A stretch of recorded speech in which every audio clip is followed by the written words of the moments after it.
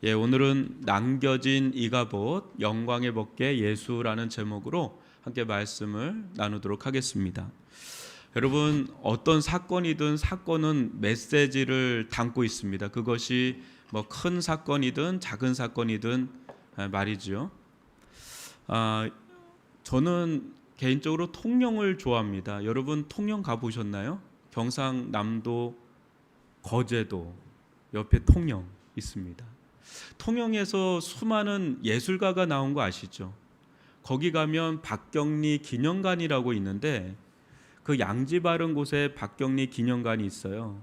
거기 가면 그 대하소설 토지를 이렇게 잘 이렇게 전시를 한 그런 관이 있는데 여러분 토지는 드라마로도 제작될 정도로 유명한 소설이죠. 근데 그 소설을 좀 대략 여러분도 아실 겁니다. 한 가족 그 태천판 때 거기는 이제 하동입니다.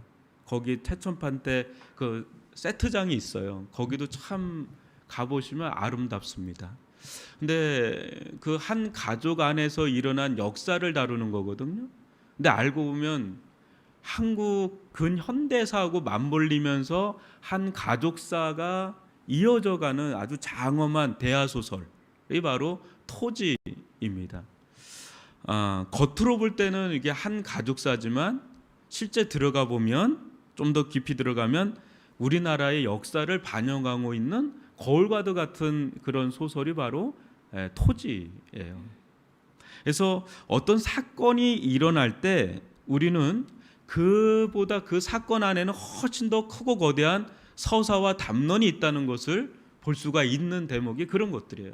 어떤 조그만한 사건에도 그 속에는 굉장히 큰 뭔가 서사가 있다라는 것을 볼 수가 있습니다. 이것이 성경을 여러분들이 볼 때 매우 중요한 시선입니다.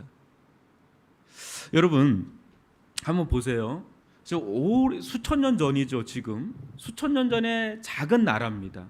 지금 이스라엘은 나라라고 말하기도 어려운 시절에 이스라엘에서 일어난 일을 지금 우리가 읽었고요. 그걸 오늘 여러분들과 함께 나눌 건데 수천 년 전에 아주 작은 그냥 눈에 띄지도 않는 그런 곳에서 일어난 이 사건이 오늘 이 대한민국을 사는 오늘 우리들에게 무슨 의미가 있냐 이거예요.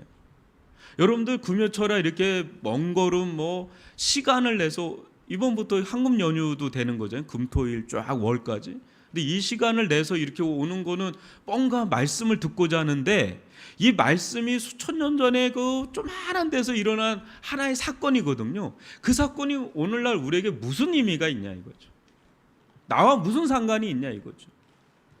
그런데 이 이야기를 오늘 같이 말씀을 나가면서 들어가다 보면 이 사건은 이제 빙산의 일각이고요. 그 안에 거대한 하나님 나라의 서사가 담겨 있다는 것을 오늘 함께 여러분들과 나누고자 합니다. 그래서 이 말씀은 오늘날 우리에게도 매우 적실하고 필요한 메시지를 담고 있기 때문에 성경에 기록되어 있고 소실되지 않고 오늘날 우리들에게까지 수천 년을 관통해서 이렇게 전달이 되고 있는 거예요. 그러니까 필요한 말씀인 거죠. 근데 과연 이 사건 안에 뭐가 담겨 있는지 한번 여러분들 오늘 말씀 함께 나눌 수 있기를 바랍니다. 12절을 한번 보십시오. 당일에 어떤 베냐민 사람이 진영에서 달려나와 자기의 옷을 찢고 자기의 머리에 티끌을 덮어쓰고 실로에 이르니라. 블레셋 진영과 아주 치열한 육박전을 벌이던 그날 베냐민 출신의 한 병사가 진영에서 빠져나와서 옷을 찢고 또 머리에 티끌을 덮어쓴 채 실로에 도착을 하면서 이 사건이 시작이 되는 거죠. 많은 이들이 전투가 일어난 아베, 거기와 실로와의 거리를 약 32km로 보고 있습니다. 굉장히 긴 거리죠. 여러분 마라톤 평원이라고 들어봤죠. 거기서 이제 병사가 승전의 소식을 하다가 이제 마지막 그 소식을 전하고 죽은 자리에 제가 가봤거든요. 요번에 그리스에 있습니다. 거기에 이제 원형 경기장이 크게 지어져 있어요. 42.19. 근데 지금 32km도 절대 가벼운 거리가 아닌.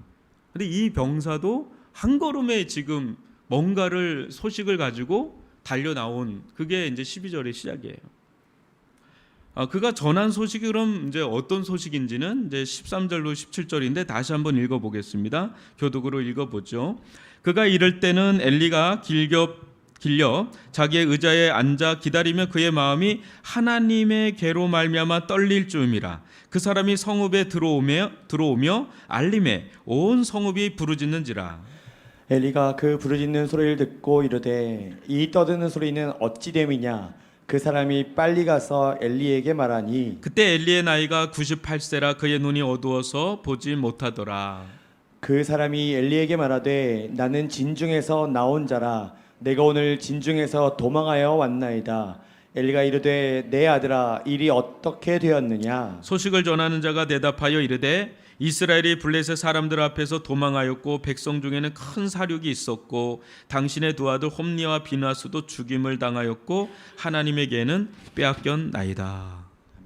그가 전한 소식은 승전의 소식이 아니라 비극 중에 비극을 전했죠. 비극의 소식이죠. 이스라엘 가운데 엄청난 사륙이 있었고요. 요즘도 이스라엘과 하마스 간에 그 사상자가 수만 명이 넘더라고요. 엄청난 겁니다. 또 엘리의 두 아들인 홈니와 비느하스도 죽었습니다. 무엇보다 하나님의 계를 빼앗겼습니다.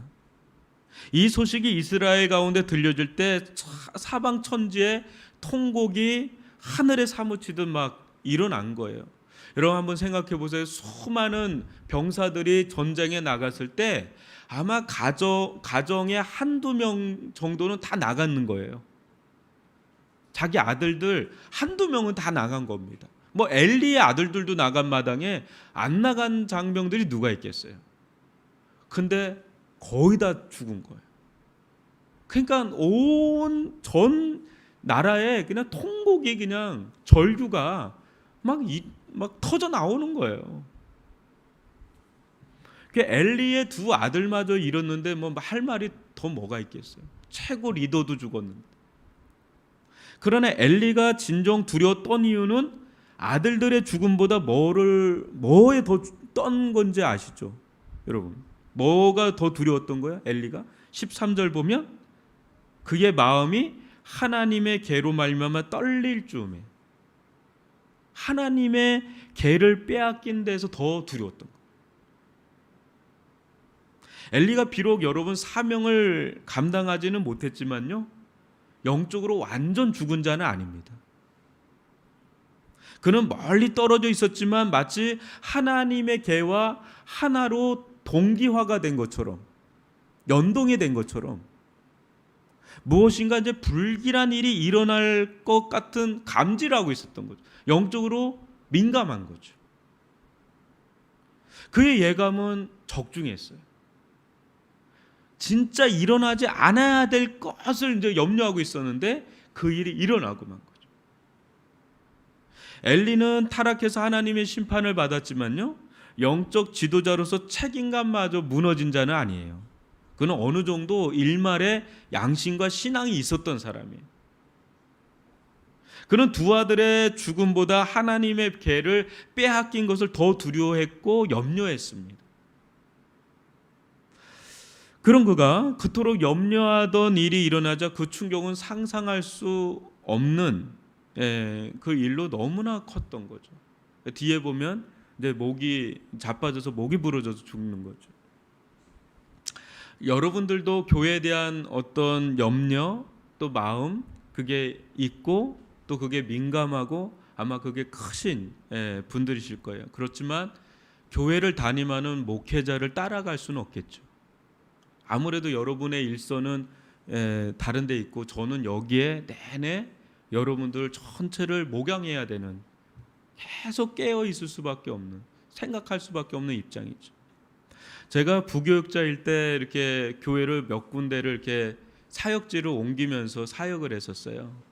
뭐 청주에서도 했고 서울에서도 했고 부산에서도 하고 또 여기도 오고 막 이렇게 했는데, 그 이제 갈 때마다 담임 목사님께서 강단에 설 기회를 자주 주셨어요. 다른 교육자에 비해서 더 자주 주셨어요. 그래서 나보다 선임들도 있고 뭐 순서도 있고 그런데 수영로 교회를 갔을 때는 1년 차인데 담임 목사 직접 조은식 목사를 세워라 이렇게 할 때가 있었어요.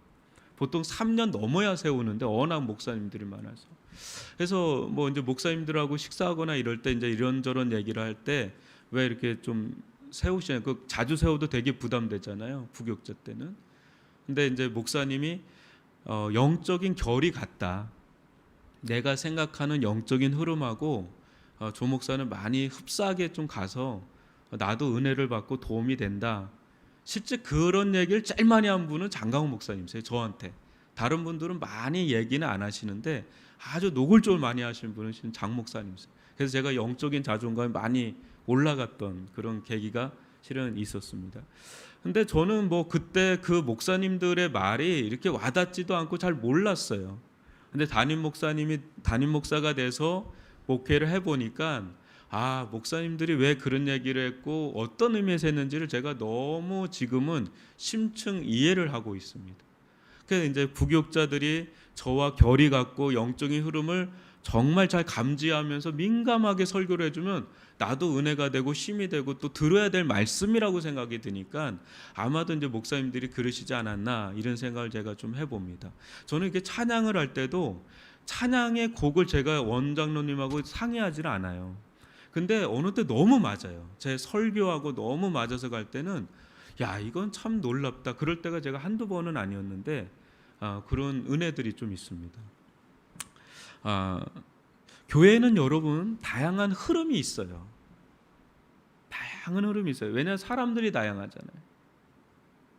자리가 사람을 만든다고 제가 서 있는 자리가 이제 그런 자리예요. 어쩔 수 없는 자리가 이런 자리입니다. 전체를 좀 바라보고 또 아주 구석구석에 일어나는 것을 다 감지하지는 못하지만 굉장히 많이 들려오는 것들 또 기도하면서 느끼는 것들 하나님 주시는 마음들 이런 것들이 있어 교회 안에 다양한 어떤 흐름들이 있어요. 그래서 그런 것 속에서 영적인 방향 또 말씀을 잡고 이제 하나님의 인도를 받으려고 아둥바둥거리면서 가고 있는 중에 있습니다.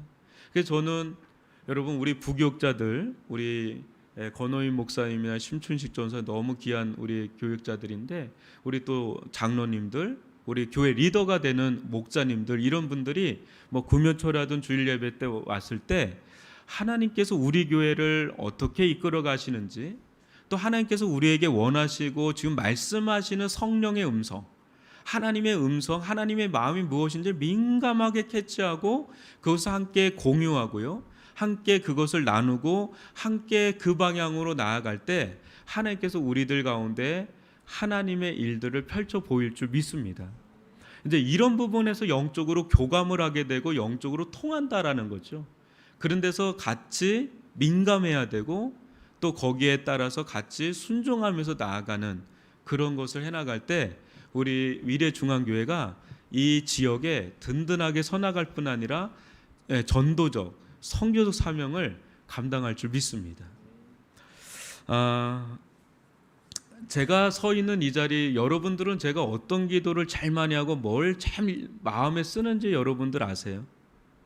우리 교회가 막 엄청난 사업을 하고 막 뭐 엄청난 일을 하고 그거에 제 목회 1순위가 아닙니다.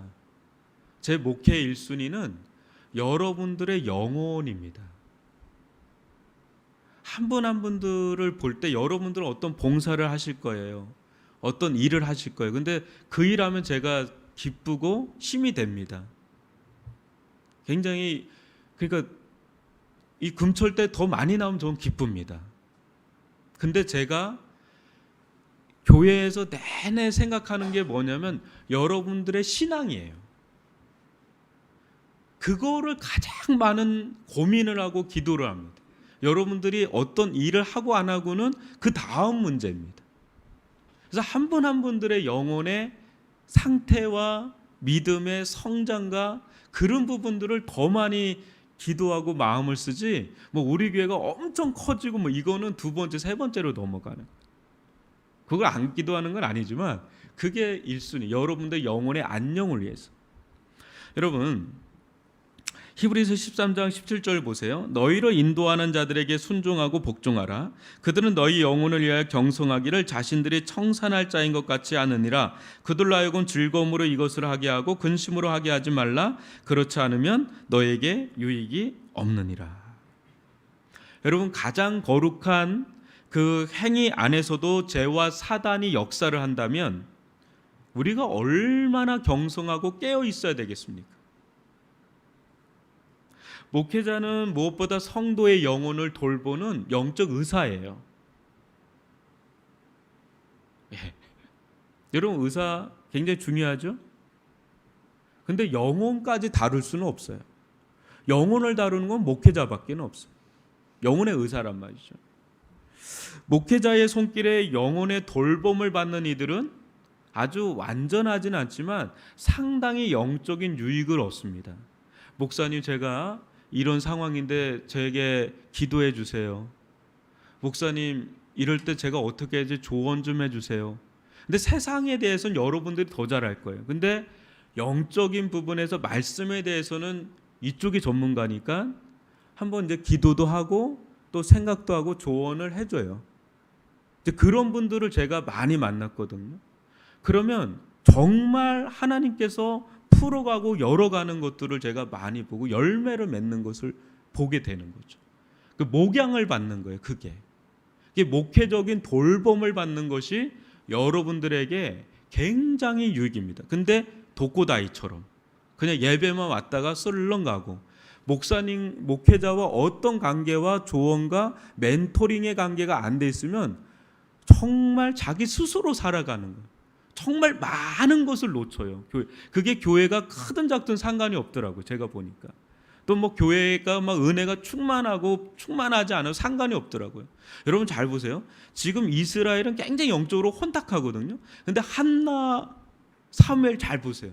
근데 엘리에게 다 조언을 구하죠. 자기가 따먹을 은혜들은 다 누리는 사람 그 와중에도 있다는 거예요.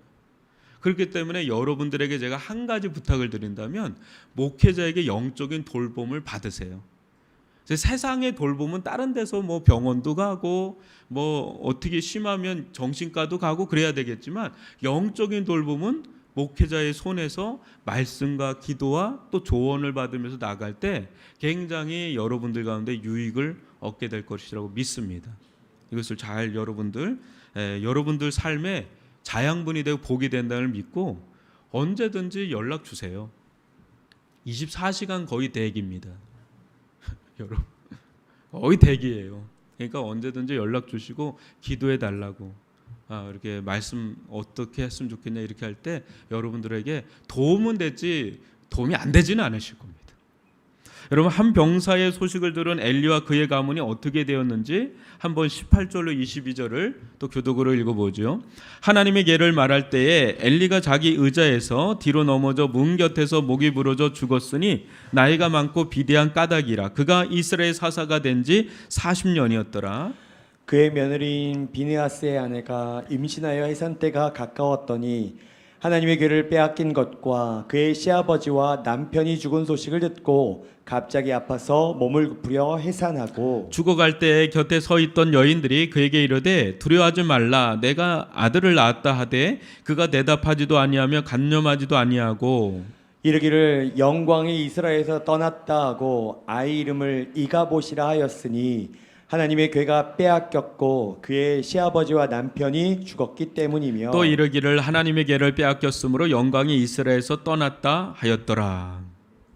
여러분, 사무엘의 부르심 이후에 지금 저희가 이 장을 들어가면서 전체 이야기의 전개가 계속해서 다음에도 블레셋 진영으로 간 하나님의 괴를 보면 계속 하나님의 괴를 중심으로 이 이야기가 전개되고 있다는 거 아실 거예요. 처음 이스라엘은 하나님의 계만 있으면 승리할 줄 알았죠. 이것만 있으면. 그게 일종의 부족 신앙이에요. 이것만 있으면 될 거다. 처참하게 깨졌죠. 블레셋 또한 하나님의 계가 이스라엘 진영에 들어오자 큰일 날 것처럼 여겼습니다. 어차피 뭐 죽을 거 이판사판 죽기 살기로 싸우자 심정으로 막 대항을 하는데 역설적으로 하나님의 계가 블레셋 편인 것처럼 대승을 했죠. 이스라엘은 크게 상하였고 개는 빼앗겨 블레셋 진영에 들어갔습니다.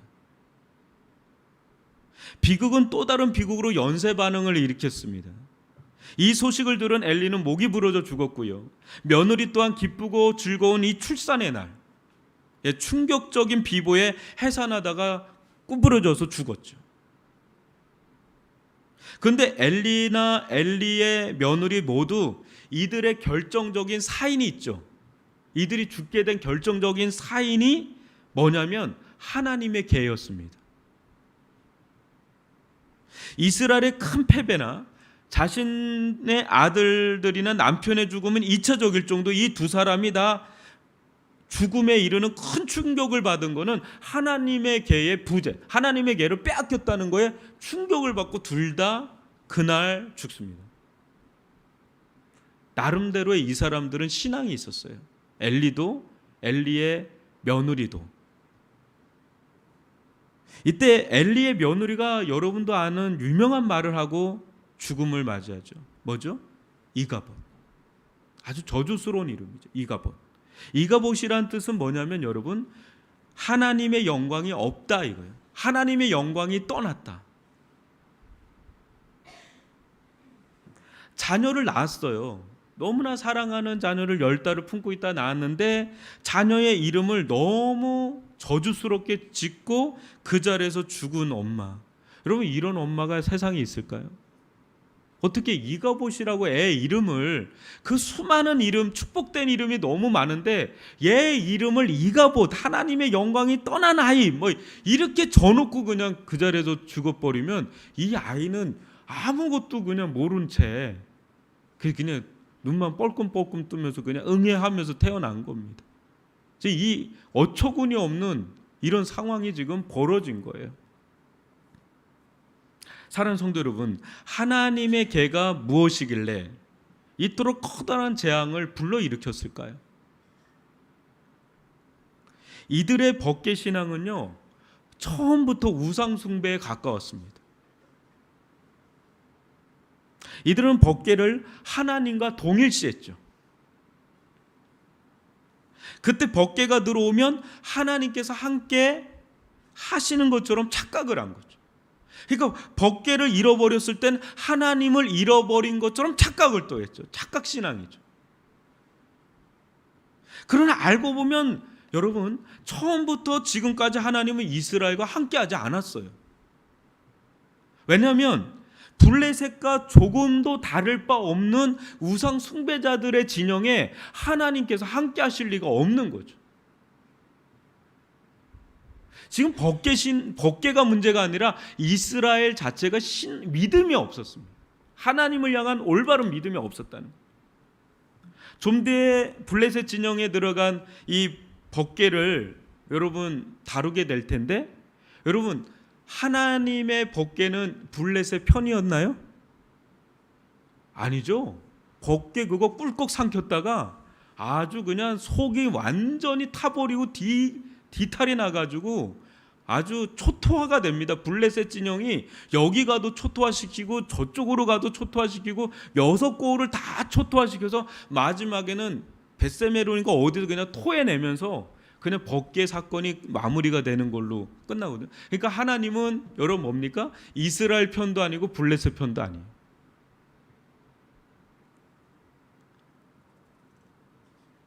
하나님의 영광이 떠난 게 아니라 이스라엘 본인들이 하나님의 영광에서 떠난 거예요. 이미 하나님의 영광이 떠난 게 아니라 본인들이 이미 하나님의 영광에서 떠났단 말이죠. 그때 하나님은 이스라엘과 블레셋 가운데 구원의 영광으로 임한 게 아니라 심판의 영광으로 양쪽 진영에 들어가서 다 그냥 하나님의 공의를 실현하는 그런 일이 일어나면서 하나님의 하나님 되심을 스스로 드러내셨죠. 하나님은 늘 있습니다. 그러나 하나님은 늘 우리 가운데 없을 수가 있습니다. 하나님이 문제가 아니라 우리가 문제임. 여러분 보십시오. 지금 이 세상 가운데 하나님의 계가 있습니까? 여러분, 하나님의 계, 그 언약궤가 있다는 거 소식 들었어요? 여러분, 하나님의 언약궤가 사라진 지 너무 오래됐습니다. 그래도 하나님의 영광이 이 세상 가운데 떠났습니까? 아니면 이 세상 가운데 여전히 하나님은 어느 지역에서 누군가에게 역사를 지금도 하고 있습니까? 하나님의 계와 상관없이 하나님은 지금도 살아서 역사하시는 분이신 줄 믿습니다. 그러니까 하나님의 계가 들어오면 하나님이 임하고, 하나님의 계를 잃어버리면 하나님이 떠나는 게 아니라, 계가 하나님을 움직이는 게 아니라 하나님의 계를 계가 되게 하는 거는 하나님이시지 법계가 아니다라는 거예요. 본질을 놓치면 이렇게 이상한 신앙이 돼버리는 거예요. 여러분, 지금도 하나님은 어떤 곳에서는 구원의 영광으로, 어떤 곳에서는 심판의 영광으로 세상 곳곳에서 역사하십니다. 우리가 진정 의지하고 바라봐야 할 것은 눈에 보이는 계가 아니라, 눈에 보이지는 않지만 분명히 살아 역사하시는 하나님을 바라볼 수 있기를 주님의 이름으로 축원합니다. 하나님의 계를 진정 하나님 계가 되게 하시는 하나님, 어떤 것에도 의지하지 아니하시고 독단적으로 자립적으로 스스로 역사하시고 스스로 영광을 취하시는 그 하나님을 한나와 다윗과 같이, 사무엘 같이 바라볼 수 있기를 주님의 이름으로 축원합니다. 교묘하게 우리의 눈과 귀를 막아서 거짓된 우상하게 쏠리게 하는 모든 시선을 하나님께 집중할 수 있기를 바랍니다. 태양도 돋보기로 모아야 불이 탄다는 말이 있죠. 우리 영혼의 시선이, 믿음의 시선이 다른 것들에 분산되지 않고 영광의 주 하나님께 집중될 때, 거기로부터 하나님의 영광의 강렬한 빗줄기가 벼락처럼 우리들 가운데 임할 줄 믿습니다. 여러분, 영적인 스파크는 우리의 믿음과 하나님의 마음이 마주칠 때 거기서 일어납니다. 이 시대는 눈을 어디에 둬야 될지 모를 정도로 정신을 혼미하게 합니다. 내 눈을 어디에 둬야 될지 모르겠는 거예요. 오늘도 여러분 이렇게 와서 예배를 드려서 딱 이게 충전을 하고 가는데, 또 세상에 나가서 또 살다 보면 막 눈이 막 정신이 없는 거예요. 혼미해지기 일수인데가 지금 이 시대, 우리가 살고 있는 이 시대란 말이죠. 여러분에게는 하나님의 계와 같은 요소가 있습니까, 없습니까? 한번 살펴보세요. 나는 하나님의 계, 이스라엘 백성이 생각하던 것처럼 하나님의 계와 같은 건 없나? 저는 감히 여러분들 가운데 이 거룩한 예배 자리마저 하나님의 계와 같은 요소가 되지 않기를 주님의 이름으로 호소합니다. 우리는 여기에서요, 여기에 어떤 찬양을 하는 이 마치 콘서트 보듯이 여기 온 게 아니죠. 물론 사람이 있기 때문에 보여요. 그리고 강사의 좋은 어떤 삶 가운데 도움이 될 만한 강의 들으려고 온 게 아니죠. 그리고 우리는 그냥 내 속에 있는 걸 주저주저리 털어놓고 가려고 기도하는 거 아니죠. 우리는 찬양하는 것도 하나님을 바라보면서 찬양하는 거고, 말씀을 들으면서 우리가 말씀을 듣는 가운데 하나님을 향한 인식과 하나님을 향한 믿음이 다시금 회복돼서 우리의 영혼의 시선이 하나님께 가기를 위해서 말씀을 듣는 거고, 우리가 기도를 쏟아내는 것도 다른 누구에게 나 혼자 떠드는 게 아니라 하나님 귀에 대고 우리가 하나님께 기도하는 거 아니에요? 그러니까 우리의 모든 정신과 우리의 모든 마음과 생각이 하나님께 집중이 되는 것, 그때 예배는 진정한 예배가 된다는 거예요. 근데 하나님의 밑둥을 잘라내고 그냥 예배, 이것을 하나님의 개처럼 생각해서 내가 예배만 드리면 하나님 함께 하시겠지, 내가 이 자리에만 있으면 하나님 함께 하시겠지, 물론 그런 면이 있지만 그렇지 않을 수 있다는 거예요. 그걸 우리는 잊지 말아야 돼요. 종교와 신앙은요, 한 끗 차이예요, 여러분. 그게 이렇게 분간이 잘 안 돼요. 근데 본질을 붙잡지 않으면 언제든지 우리는 이스라엘 백성처럼 법계 신앙으로, 부적 신앙으로 언제든지 우리는 넘어갈 수 있는 자들이 연약하단 말이죠. 그렇기 때문에 여러분, 우리 위례중앙교회 올 때 물론 사람들도 보고 여러 가지도 하겠지만 예수를 바라볼 수 있기를 바랍니다. 하나님을 바라볼 수 있기를 바랍니다. 이것은 우리의 집중력을 필요해요. 근데 거기서 하나님의 영광의 빗줄기가 흘러나오고 그것이 여러분들에게 소망이 되고 능력이 되고 생명이 되는 은혜가 될 줄 믿습니다. 여러분, 사울은요, 뒤에 보면 알지만 빈 껍데기 같은 제사를 붙잡아요. 근데 다윗은 어떻게 되죠? 알맹이인 하나님을 붙잡죠. 달라요. 길이 달라져요. 하나님의 마음에 합한 자는 어떤 자냐면, 물론 틀도 중요하고 형식도 중요해요. 근데 알맹이를 붙잡아야 돼요. 하나님의 마음에 합한 사람. 오늘도 우리는 갈급한 거예요. 오늘도 우리가 기도하고 같이 말씀을 들으면서 우리가 진정 원하는 건 하나님 그분 자신과의 만남이잖아요. 그분의 음성을 들을 때, 그분과 우리의 영혼이 연락될 때, 교통이 일어날 때, 거기서 하나님의 임재를 경험하게 된다는 겁니다. 이게 아니면 우리는 여기서 뭘 하다 가는지를 생각하게 되는 거예요. 근데 그런 갈급한 마음을, 오늘 실패할 수도 있어요. 오늘 못 이룰 수 있어요. 그 다음 주 갈급한 마음으로 또 나오고 할 때 어느 순간에 하나님께서 물벼락을 우리들 가운데, 영광의 물벼락을 우리들 가운데 허락해 주실 줄 믿습니다. 그걸로 끝나는 거예요. 그걸로 우리의 예배는 끝나는 거예요.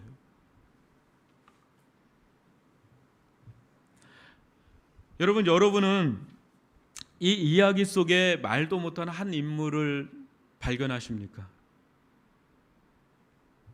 저는 이가봇이라는 아기를 봅니다. 이가봇. 이 아기는 태어나서부터 죽을 때까지 평생 이 저주스러운 이름을 떼지 못하고 갑니다. 이가봇. 사람들이 다 이가봇. 죽는 그 순간까지 이가봇. 너무 저주스러운 이름이고 너무 저주스러운 삶이에요. 왜 이런 업보를 안겨줬나, 이런 생각이 좀 들 정도죠. 인간 스스로 만든 구원의 길, 법궤만 갖고 오면 되겠다라는 그런, 결국 비극적으로 끝날 수밖에 없음을 보여주는 상징적인 인물이죠. 그러나 여러분, 이 이야기는 여기서 끝나지 않습니다. 이가봇이란 아이를 통해 장차 어떤 사람이 태어나는지 아십니까? 엘리 가문에서, 이 이가봇의 후손에서 예레미야라는 선지자가 나옵니다. 여러분, 예레미야라는 선지자가 어떤 선지자인지 알죠? 대선지자입니다. 이사야하고 버금가는 에스겔하고 3대 선지자. 근데 이 예레미야가 우리에게 누구를 예언하고 있냐면, 예레미야 23장 5절을 보십시오. 여호와의 말씀이니라, 보라 때가 이르리니 내가 다윗에게 한 의로운 가지를 일으킬 것이라. 그가 왕이 되어 지혜롭게 다스리며 세상에서 정의와 공의를 행할 것이며. 누구를 예언합니까? 바로 우리가 믿는 예수 그리스도를 예언합니다. 가장 저주스러운 이름을 가진 이가봇, 그의 후손에서 예레미야가 나왔는데, 이 예레미야는 예수님을 예언합니다.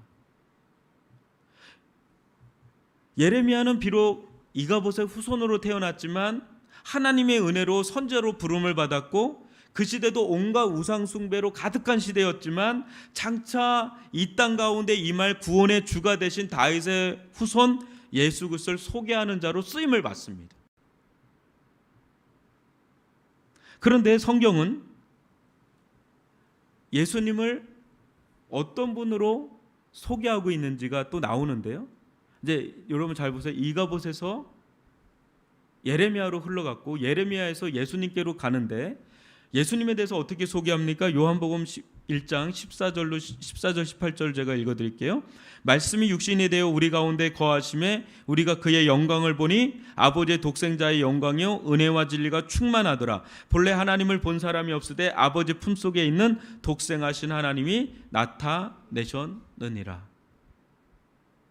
예수 그리스도는 여러분 온 세상의 이가봇들을 끌어안고 어디로 가셨죠?